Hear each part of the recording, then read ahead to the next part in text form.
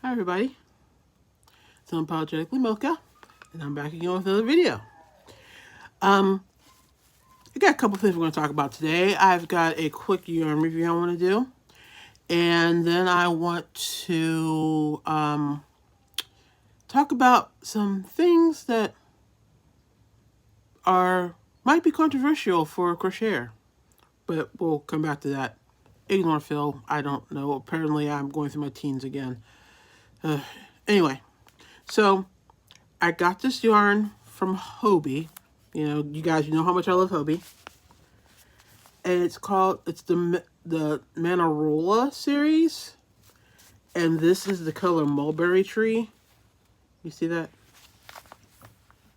Look how pretty that is. The yarn is 100% acrylic. And it calls for a 4 to 4.5 millimeter hook. So it's a DK. But it's got a halo. So it actually works up a little more like almost towards a worsted weight. So it's, you know, I'm not really a fan of like really thin yarns. Work with this, like I said, because of the halos, it works up a little thicker and faster. And it's from World of Yarn, and as I said, I got it from Hobie. It's really squishy. It's really soft. It's, as Bag O' Day Crochet would say, scarfable. And I really like it. And here, I've already started working with it. I'm working on a virus shawl, and I'm in the earliest stages, but this is what I have so far. Is that not gorgeous? I've got like, I want to say 6 other colorways ordered, but I'm waiting for them to come in. There's a funny story about that, actually. This order was supposed to be with the big order that I'm waiting for, but it got lost in transit somewhere in Memphis, Tennessee. So, you know, thanks, Memphis. Anyway, they had to reship it, but somehow they left off the mulberry tree. So I mentioned that this was one of the colors I really, really wanted of all of them. So they sent me I'm talking about Hobie, by the way. They sent me a shipping code so I could get it shipped for free. And somehow I ended up getting this faster than the rest of the original order. I'm confused by it. I might actually do a video about the whole adventure later. But anyway, it's Mulberry Tree, Manarola yarn, World of Yarn, got it from Hobie. I want to say it was $4.99 for this skein. And the skein has 240 meters, 200, which is 252 yards, and it's 3.5 ounces. Doesn't show the grams on here. Odd. But anyway, it's 240 meters or 262 yards, 52 yards. 62 yards. There you go. Okay, so I've got the yarn portion of the whole conversation out of the way. Now let's talk about like some things, like I said, that might be a little controversial. I'm in several different crochet groups, and a lot of interesting conversations come up, and I find myself kind of on the outside looking in a lot of the time, because I'm not, I guess, what you would call the traditional crocheter. I don't like all the like normal traditional things. I'm a little out there and quirky on the things I like to work on. But anyway, I have a list of 7 things that make me, I don't want to say anti-crochet, but I don't know, that I guess traditional crocheters like and I don't. So my first one is cozies. I cannot stand cozies unless it's a beverage cozy. But unless it's something to keep my cold beverage cold and my warm beverage hot, no, I do not want a doll cozy for my toilet roll. Paper roll. Toilet paper roll. I don't want a cozy for my tissue box. I don't want a cozy for my pot holders, or not. Well, no, I don't mind pot holders, but you know the little cozies for the spoon holders or what have you. No, I'm not really. I'm not one of those people that you're going to find a whole lot of crocheted items in their house. An Afghan or 5, sure. Hats, scarves, gloves, hand warmers, definitely. Toilet covers, no. No, I'm just because you can wrap something in crochet doesn't mean you should. So again, my personal opinion, if you like cozies, have at it, have them all over your house, enjoy. But for me, no. My second, and this one might be a little controversial, and I almost hesitate to bring it up, but I just want to see if I'm alone in this. Traditional granny squares. Not a fan. I make them. I use them. I've made plenty of blankets with them, but I can't really say that I like the regular traditional, like, you know, crochet 3, chain 2, crochet 3, chain 2, 4 times, and then just keep going around. It's okay, but it's not my go-to stitch.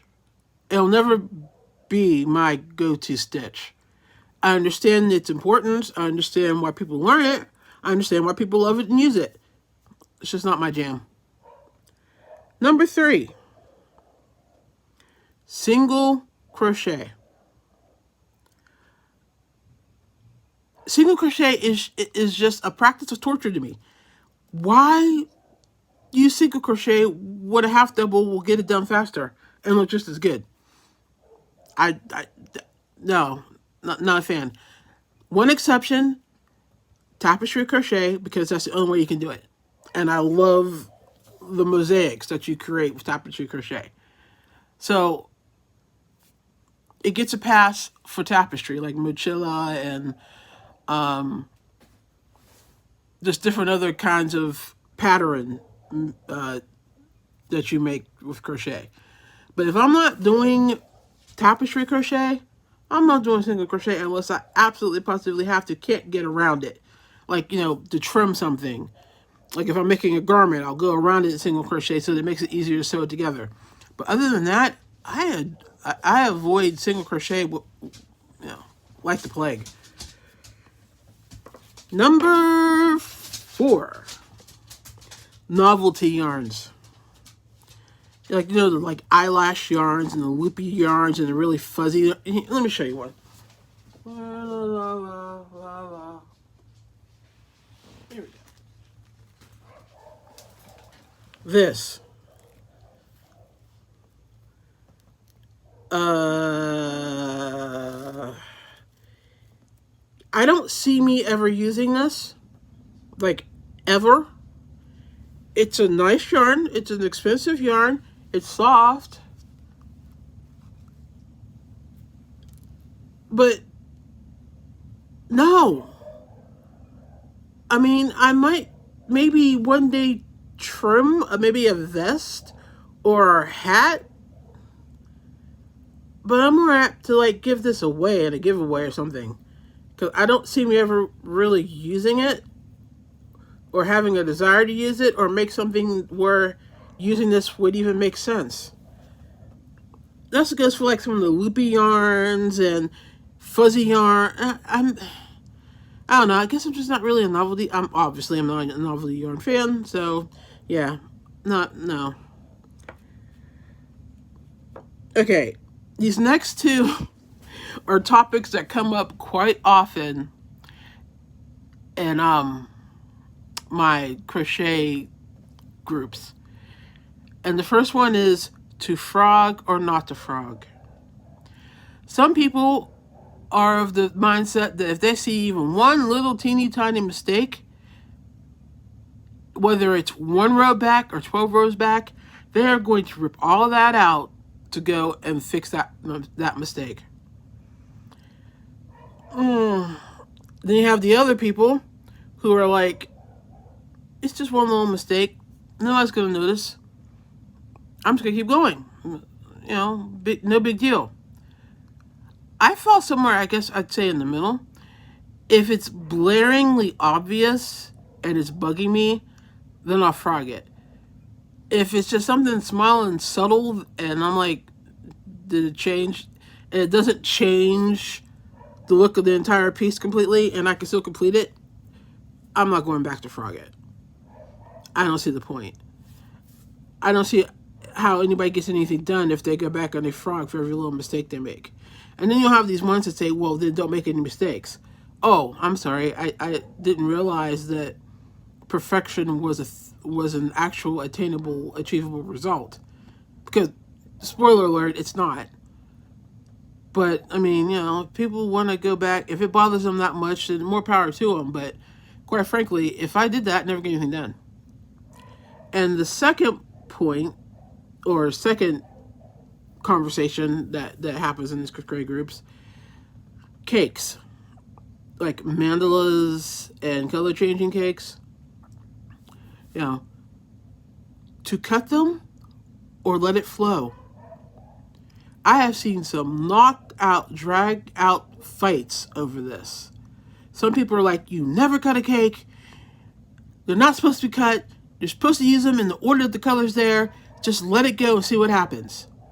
Then you have other people that buy cakes because it's the way to get the colors they want without having to buy large skeins of these colors that they're only going to use for one project. And then they're going to have like half a skein of some offbeat color that like they're never going to use again. So again, look, I'll cut a cake if I don't like the order of the colors already in the cake. I fully admit that. I will cut it. But otherwise, I'm more of a just pull out and let it flow and see what happens. But it really depends on the cake. So there you have it. And kind of still on the cake size because of the colorways, but different. Color changing yarn that takes forever to change colors. That drives me batty. I mean, case in point, let me get back to the project I'm working on right now.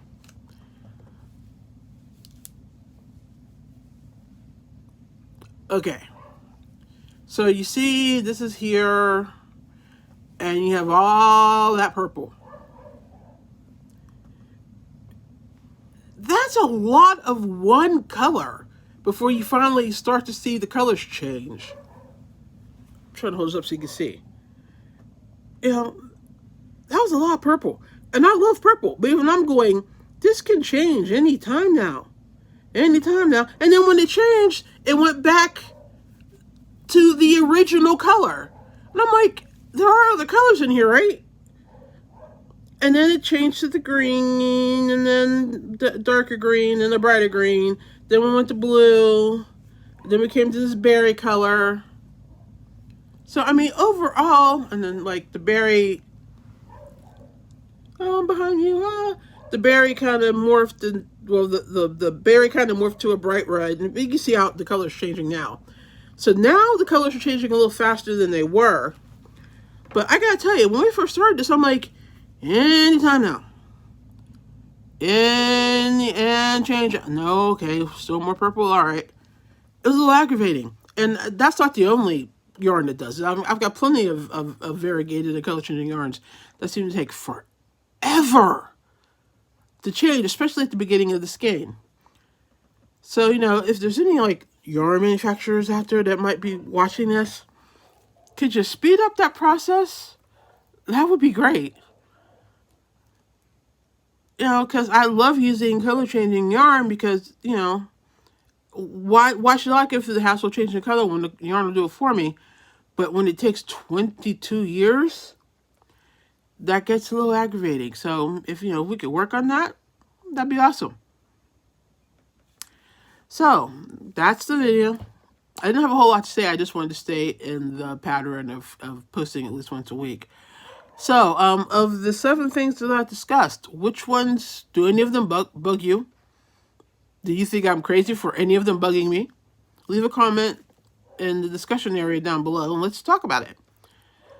But thanks for stopping and watching my channel and watching this video. Hit the like button if you found it entertaining, or hit the dislike button if you didn't, you know. Either way, I know you're here. And if you haven't subscribed to my channel, go ahead and hit that subscribe button and hit the bell icon so that you know when I upload. Again, I normally try to upload 1 to 2 times a week. But, you know, life is life and things might sometimes get in the way, but that's what I'm shooting for. So anyway, like and subscribe and share the video if you want to. And that's about it. Thanks for stopping by, and I'll see you in my next video. Bye.